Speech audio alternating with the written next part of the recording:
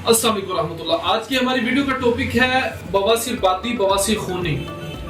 ऐसे मेल हजरात, ऐसी फीमेल्स बहनें मुझे काफ़ी जो कॉल्स करती हैं या मुझे व्हाट्सएप पे मैसेज आते हैं कि इमरान भाई बवासीर का प्रॉब्लम है, 3 साल से ऑपरेट भी करवा चुके हैं, फला मेडिसिन भी ले चुके हैं, चंद दिन के लिए फ़ायदा होता है, फिर वैसे के वैसे मामला हो जाता है।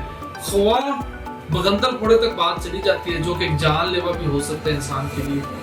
बवासीर की हमारी गोलियां हैं, बहुत बेहतरीन रिजल्ट की अमल है। सुबह दोपहर शाम एक गोली लेनी होती है और एक क्रीम होती है साथ में। अगर बाती बवासीर है वो क्रीम हम देते हैं साथ में लगाने के लिए। उसका फार्मूला भी मैंने राइट करवाया, वो बनाने का तरीका भी तकरीबन सेकंड लास्ट वीडियो में, तो आप देखिए वो क्रीम अगर बना सकते हैं घर में, बहुत बेहतरीन रिजल्ट है।